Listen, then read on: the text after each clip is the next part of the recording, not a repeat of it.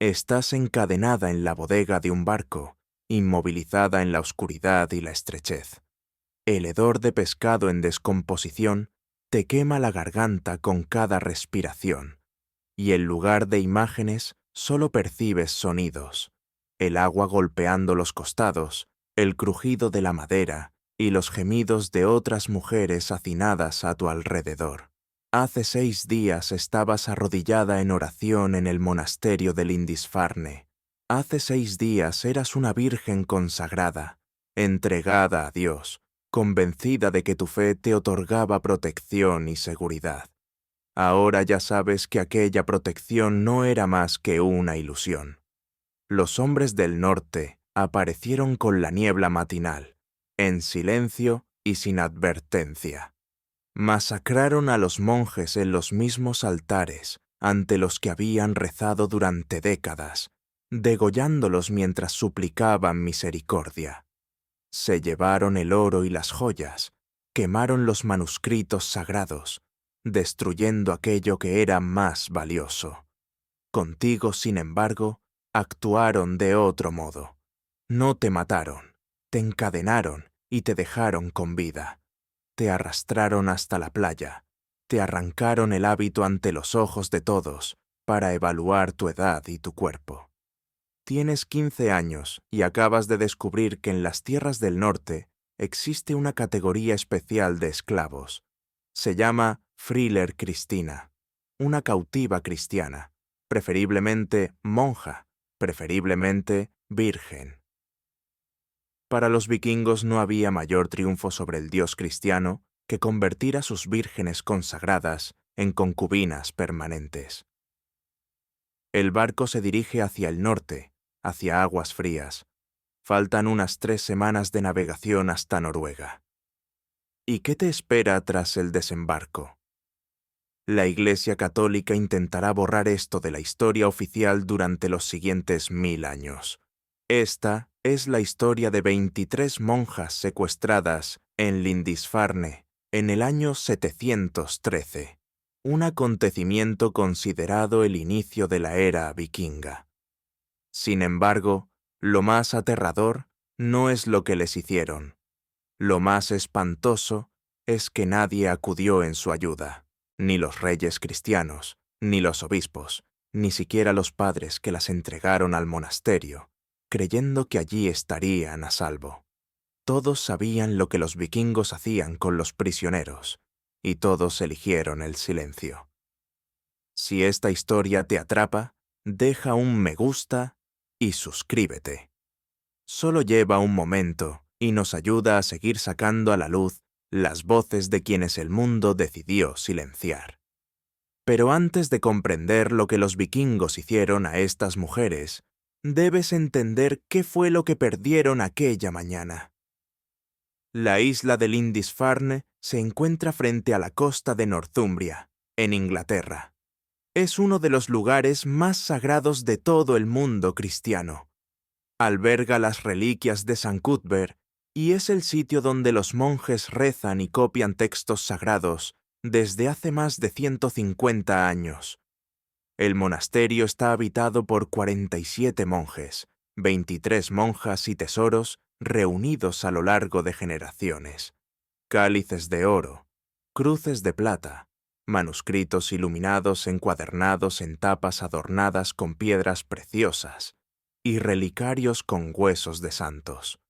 Los monjes habían oído rumores sobre paganos del norte que atacaban asentamientos costeros, pero Lindisfarne era tierra sagrada, protegida, creían, por el propio Dios.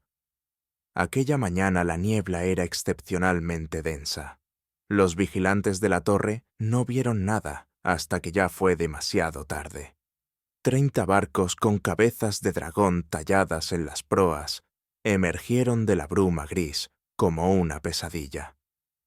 Cuando sonaron las campanas de alarma, los vikingos ya estaban en la playa. No intentaron negociar, no exigieron rendición, ni siquiera se detuvieron a evaluar la situación. Simplemente atacaron. Los primeros monjes que corrieron hacia la orilla para recibir a quienes tomaron por mercaderes murieron con las manos alzadas en señal de paz. Las hachas les destrozaron los cráneos antes de que comprendieran lo que estaba ocurriendo. Los vikingos actuaron con una precisión y una eficacia aterradoras. Ya lo habían hecho antes. Sabían exactamente qué buscaban y dónde encontrarlo. Algunos se dirigieron a la iglesia, otros al tesoro, otros a los dormitorios. Los monjes que intentaron defenderse fueron asesinados de inmediato. Los que trataron de huir fueron perseguidos por los claustros. Los monjes que se escondían en los rincones fueron sacados de sus escondites y ejecutados en el patio. El padre Aldwin también cayó. Lo encontraron arrodillado ante el altar, absorto en la oración. Le cortaron la cabeza exactamente donde estaba arrodillado. Su sangre se derramó sobre las piedras en las que había celebrado misa durante 30 años. Todo el ataque duró menos de 4 horas. Para el mediodía, Lindisfarne había quedado sumido en el silencio. Los 47 monjes estaban muertos, sin excepción, pero 21 monjas seguían respirando. Y fue entonces cuando su verdadero infierno apenas comenzó.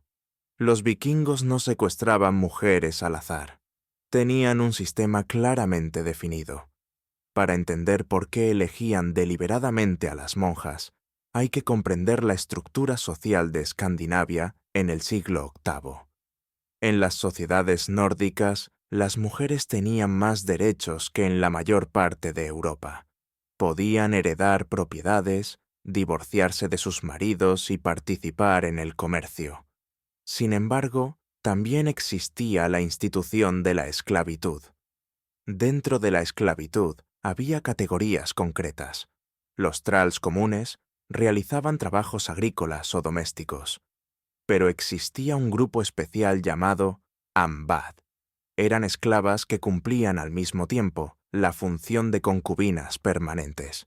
Y dentro de este grupo, las más valoradas eran las Friler Christina, esclavas cristianas, especialmente monjas. Las razones eran dos. La primera era la humillación religiosa. Los vikingos, paganos devotos que veneraban a Odín y a Thor, sentían una satisfacción particular al profanar aquello que los cristianos consideraban más sagrado. Una monja hacía votos de castidad perpetua, entregando su virginidad a Cristo. Convertirla en propiedad de alguien era el mayor insulto posible al dios cristiano. Era una demostración de que los dioses nórdicos eran más poderosos. La segunda razón era una fría y calculada lógica económica. Las monjas se encontraban entre las pocas mujeres educadas de aquella época. Sabían leer y escribir en latín, y algunas también en griego. Conocían hierbas medicinales, técnicas avanzadas de tejido y nociones básicas de contabilidad. Como esclavas, tenían múltiples usos: domésticos, reproductivos e intelectuales. Por eso, en aquella playa de Lindisfarne, mientras el humo se elevaba del monasterio en llamas, los vikingos comenzaron la selección. Desnudaban a las monjas y las evaluaban como animales en un mercado. Les examinaban los dientes, observaban la piel en busca de señales de enfermedad o debilidad.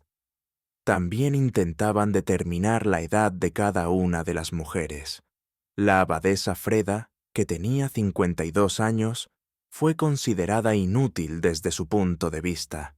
La mataron de inmediato, sin ceremonia alguna. Su sangre se filtró en la arena sobre la que las demás hermanas permanecían arrodilladas, obligadas a mirar sin poder apartar la vista. Las mujeres restantes, 22, fueron separadas según un nuevo orden. Las más jóvenes y más deseadas, aproximadamente 8 de ellas, fueron destinadas al ritual conocido entre los vikingos como Bloodband, el llamado matrimonio sangriento. Las mayores, o las consideradas menos atractivas, fueron asignadas al trabajo como Ambad, simples esclavas domésticas con otras funciones. Una de las novicias, una muchacha llamada Hilder, según un fragmento conservado de un manuscrito del siglo XII, tenía apenas 15 años. Fue ella quien se encontró entre las 8 elegidas para el ritual. Ninguna de ellas tenía idea de lo que realmente las esperaba. El conocimiento llegó después. Las 3 semanas de viaje hasta Noruega no fueron un simple traslado de prisioneras. Fue un proceso planificado de destrucción psicológica. Los vikingos no se lanzaron sobre las monjas inmediatamente después de capturarlas, al menos no en los barcos que transportaban a las mujeres destinadas al matrimonio sangriento. Las mantenían encadenadas en bodegas oscuras y húmedas, saturadas del olor a pescado podrido y sal marina. Recibían restos de comida, pan mohoso y pescado seco tan salado que les desgarraba la garganta. No se les permitía dar un solo paso. Tenían que orinar y defecar allí mismo donde estaban sentadas, sin privacidad, sin agua, sin posibilidad de lavarse. Era un proceso de despojo deliberado de la humanidad, un método destinado a quebrar la identidad que habían construido durante años entre los muros del monasterio. Los guerreros bajaban a verlas con regularidad, no para violarlas, todavía no. Las humillaban de otras formas, obligándolas a pronunciar palabras que insultaban a Cristo. Les cortaban el cabello, hasta entonces oculto bajo los velos como símbolo de consagración. Luego arrojaban esos mechones al mar. Las forzaban a beber cerveza fuerte hasta vomitar, rompiendo deliberadamente sus votos de sobriedad. Las obligaban a presenciar sacrificios paganos, durante los cuales se mataban animales, y su sangre era rociada sobre estatuas de madera de Thor y Freyja. Cada uno de estos gestos tenía un único propósito: demostrar que su Dios no respondía, que su fe no ofrecía ninguna protección, que ser esposas de Cristo era solo una idea que podía destruirse. La psicología contemporánea llama a este estado indefensión aprendida. En la década de los 60, Martin Seligman demostró que cuando una persona deja de percibir la relación entre acción y consecuencia, abandona el intento. No porque sea débil, sino porque la mente busca una forma de no caer en la locura. Primero luchas, luego notas que la resistencia no cambia nada. Después, dejas de resistirte. Al final, dejas de sentir. Las monjas encerradas en las bodegas pasaban exactamente por ese proceso. No mediante violencia directa, todavía no, sino a través de la humillación, el aislamiento y la sensación constante de amenaza. Cuando los barcos llegaron a Noruega, la mayoría de ellas ya estaba psicológicamente rota. Ese era el plan. Lo que ocurrió después fue tan impactante que la Iglesia Católica destruyó durante siglos cualquier mención al respecto. Suscríbete, porque Crown and Dagger no evita los capítulos más oscuros del pasado. Cuando las naves atracaron en la costa noruega, probablemente en la región de los fiordos de Hordaland, comenzó la siguiente etapa. Las monjas fueron sacadas y conducidas a los Tralachus, casas de esclavos de madera donde los cautivos eran preparados antes de la distribución final. Allí, por primera vez en semanas, fueron lavadas, no por misericordia, sino porque los vikingos cuidaban el estado de su propia propiedad. Mujeres noruegas mayores, especializadas en evaluar la salud, la fertilidad y la fuerza física, realizaron inspecciones detalladas. Sobre esa base, a cada una se le asignó un estatus. Las 8 más jóvenes y consideradas más valiosas fueron preparadas para el Bloodband. Este ritual es descrito en las sagas islandesas, aunque por lo general omiten sus elementos más crueles. Tenía lugar durante el Blot, una festividad pagana celebrada 3 veces al año. A la prisionera se la conducía hasta el Org, un altar de piedra situado en un claro sagrado del bosque.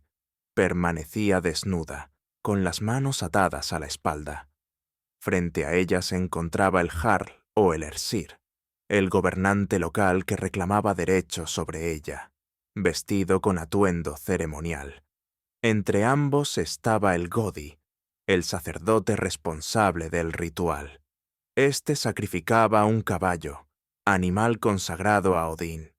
Recogía la sangre en un cuenco de bronce y la mezclaba con hidromiel. La prisionera era obligada a beber esta mezcla mientras se pronunciaban invocaciones a Frey y Frigg, diosas de la fertilidad y el matrimonio. Luego el jarl se hacía un corte en la mano y obligaba a la mujer a hacer lo mismo. Sus manos se unían y se ataban con una correa de cuero, creando un vínculo de sangre considerado indisoluble. El final del ritual era público y brutal. El jarl tomaba a la prisionera sobre el altar de piedra ante los testigos. No había deseo en ello. Era un acto religioso. Los presentes cantaban himnos, golpeaban los escudos, bebían hidromiel. Al terminar, el jarl marcaba su frente con su propia sangre, proclamándola sufril. Todo el ritual podía durar muchas horas, dependiendo de la decisión del sacerdote. Para las monjas del Lindisfarne, esto significaba la aniquilación total de su antigua identidad. Durante años, y a veces durante décadas, habían construido una vida basada en la pureza espiritual. Aprendían los salmos de memoria, ayunaban durante días enteros y castigaban sus propios cuerpos para reprimir cualquier impulso carnal. Su existencia estaba construida en torno a la virginidad entendida como sacramento y sacrificio. Ahora, esa pureza les había sido arrebatada en un ritual pagano, diseñado específicamente para profanar aquello que consideraban absolutamente sagrado. Muchas intentaron defenderse, gritando oraciones en latín e invocando a la Virgen María. Sin embargo, los vikingos interpretaban esa resistencia como una confirmación de la eficacia del ritual, una prueba de que estaban quebrando la influencia del dios cristiano sobre aquellas mujeres. Tras la culminación del matrimonio sangriento, la vida de la Frilg Cristina seguía un patrón establecido. Vivía en la casa de su señor, normalmente en una estancia separada de la esposa legítima, pero dentro de la misma propiedad. Era su posesión en todo el sentido de la palabra, siempre disponible, sin derecho a negarse, pero al mismo tiempo cargada de tareas cotidianas. Tejía, cocinaba, cuidaba de los hijos y trabajaba en los jardines. Las monjas que sabían leer y escribir recibían con frecuencia tareas adicionales. Llevaban registros comerciales, enseñaban a los hijos del propietario y preparaban remedios a partir de hierbas. Los embarazos eran frecuentes e inevitables. Para los vikingos, la fertilidad tenía un valor enorme. Creían que una descendencia numerosa traía fuerza y prosperidad a la familia.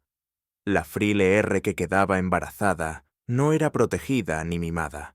Trabajaba hasta el mismo momento del parto y daba a luz asistida por otras esclavas. Pocos días después, regresaba a sus obligaciones. Los hijos de las Frile R ocupaban un lugar incierto en la jerarquía. No se convertían automáticamente en esclavos, pero tampoco eran libres. El dueño decidía si los reconocía, vendía, mantenía como esclavos o abandonaba. Era una práctica conocida en el mundo nórdico, donde los infantes no deseados eran dejados en el bosque para morir. Las monjas, que durante años habían vivido aisladas de los hombres, ahora sufrían embarazos consecutivos que devastaban sus cuerpos. Sin conocimiento sobre el parto y sin preparación psicológica, muchas morían.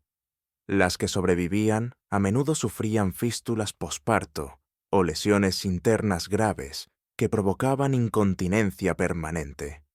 En la Edad Media no existía cirugía capaz de reparar tales daños, Aquellas mujeres vivían toda su vida en dolor y humillación, sin escape posible. Sin embargo, lo que más destruía a las monjas no se reducía únicamente a la violencia física. Las heridas más profundas eran espirituales. Los vikingos no solo querían poseer sus cuerpos, buscaban quebrar su fe, forzarlas a abandonar el cristianismo y aceptar a los dioses nórdicos. Las obligaban a participar en el Blot, ayudando a sacrificar animales y a rociar ídolos con sangre, y a hacer votos ante Freyja, pidiendo fertilidad y descendencia. Se les enseñaban canciones en nórdico antiguo que elogiaban las conquistas vikingas y se burlaban del dios crucificado. Algunas monjas resistieron durante años, rezando en silencio, pasando las cuentas del rosario y haciendo la señal de la cruz en el aire cuando nadie las veía, pero la presión psicológica era constante. Los secuestradores se burlaban de ellas, preguntando dónde estaba ahora su Cristo, por qué no las había ayudado, por qué permitía que les arrebataran la virginidad. Con el paso de los años, tras la larga cautividad y los embarazos sucesivos, muchas empezaban a dudar. Algunas llegaban a convencerse de que Dios las había abandonado, de que sus votos habían perdido significado y de que la única manera de sobrevivir era adaptarse. Este proceso a menudo se aceleraba por las esposas legítimas de los vikingos, que mantenían relaciones complejas con las friel de sus maridos. Algunas veían a las esclavas cristianas como una amenaza y las trataban con brutalidad, golpeándolas, quemándolas con hierro caliente y obligándolas a realizar los trabajos más humillantes. Otras, en cambio, construían una especie de solidaridad, comprendiendo que ambas estaban atrapadas en el mismo sistema, aunque en distintos niveles. A veces ayudaban a las friler, enseñándoles costumbres locales, protegiéndolas de los castigos más severos e incluso permitiéndoles conservar en secreto símbolos cristianos. Un fragmento conservado de la biblioteca del monasterio menciona a una monja llamada Edgid. Los historiadores creen que este era el nombre cristiano completo de Hilda. Tenía 15 años cuando fue secuestrada de Lindisfarne. En cautiverio, dio a luz a 7 hijos. Solo sobrevivieron 2. Nunca abandonó la oración. Cada noche susurraba el Pater Noster mientras su señor dormía.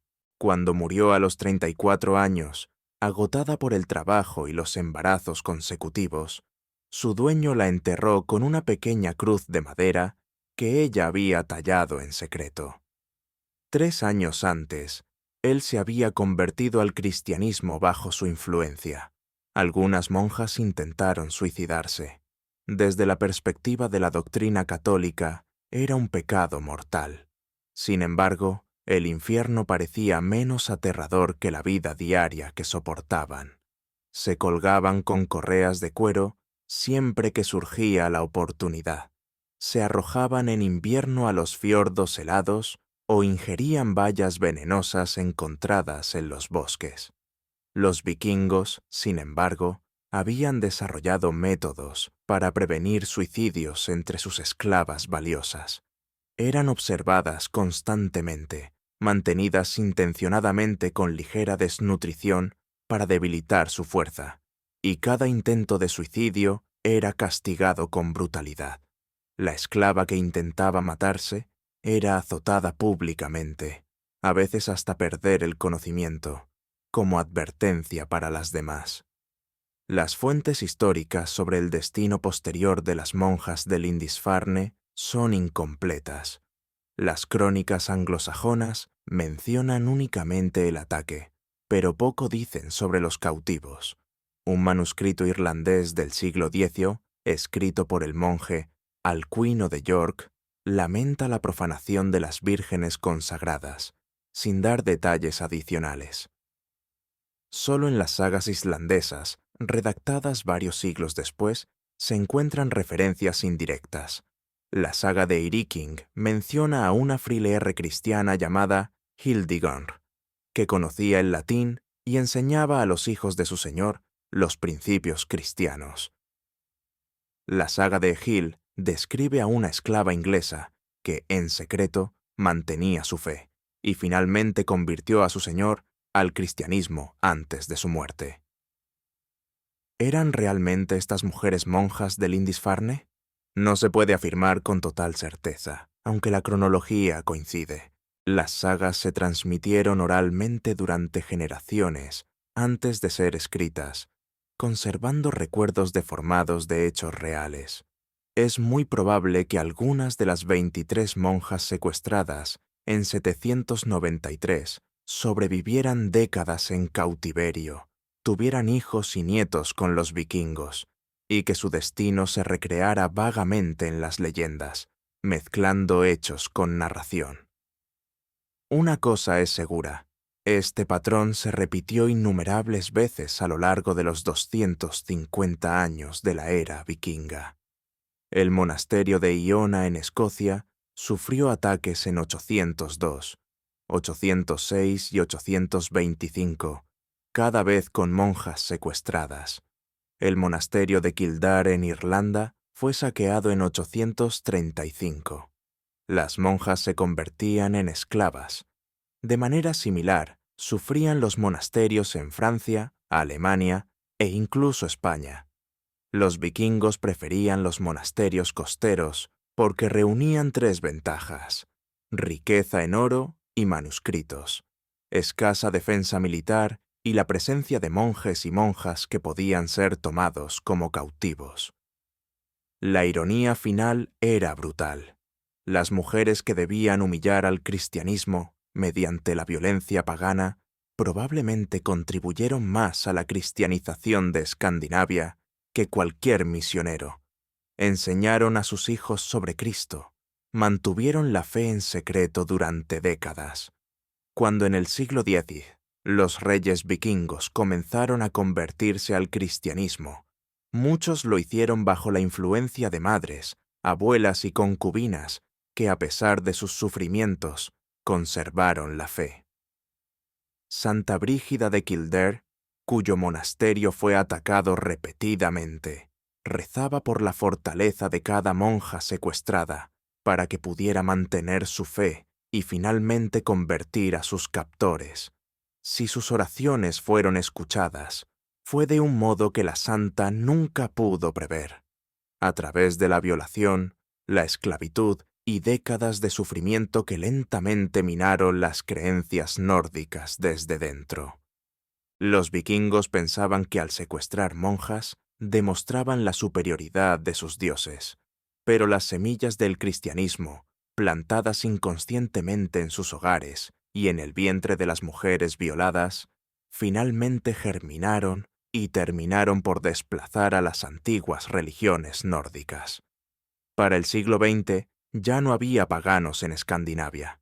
Los templos de Odín fueron destruidos, los sacerdotes convertidos o asesinados.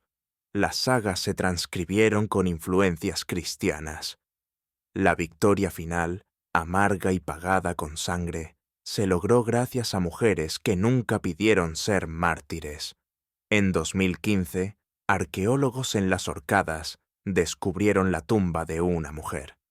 Fue enterrada con un conjunto inusual de objetos, una cruz cristiana y un martillo de Thor, ambos sobre su pecho. El análisis isotópico de sus dientes mostró que había crecido en las Islas Británicas, pero había pasado su vida adulta en Escandinavia. Sus huesos presentaban signos de múltiples fracturas, probablemente violencia doméstica, y dio a luz al menos 6 veces. Los arqueólogos creen que pudo haber sido monja o una joven cristiana secuestrada, encarcelada durante décadas y enterrada con símbolos de ambas religiones, reflejando una identidad partida impuesta por la esclavitud. Las monjas de Lindisfarne y miles de otras de diversos monasterios saqueados permanecen sin nombre. No se conservan lápidas ni días santos dedicados a su memoria. La Iglesia católica, avergonzada por su impotencia, prefirió olvidarlas. Las sagas vikingas las recuerdan solo como personajes marginales, esclavas anónimas realizando trabajos domésticos, cuyos huesos yacen en la tierra de Escandinavia. Su ADN corre hoy por las venas de millones de personas. Historias fragmentarias y deformadas sobrevivieron en leyendas y folclore. Estas mujeres merecen ser recordadas no como víctimas pasivas, sino como personas que sobrevivieron a crueldades inimaginables.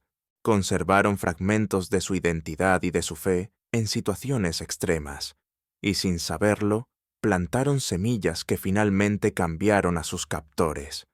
Su sufrimiento fue real, su resistencia heroica, y su historia borrada durante siglos por una iglesia avergonzada y por la cultura vikinga romántica. Recordarlas plenamente es el único homenaje que podemos ofrecerles. Esto es Crown and Dagger. No blanqueamos la historia. Mostramos lo que realmente ocurrió. El pasado no está muerto. Espera en la oscuridad a que alguien lo recuerde. Si quieres conocer más historias que se intentaron borrar, suscríbete y deja un comentario.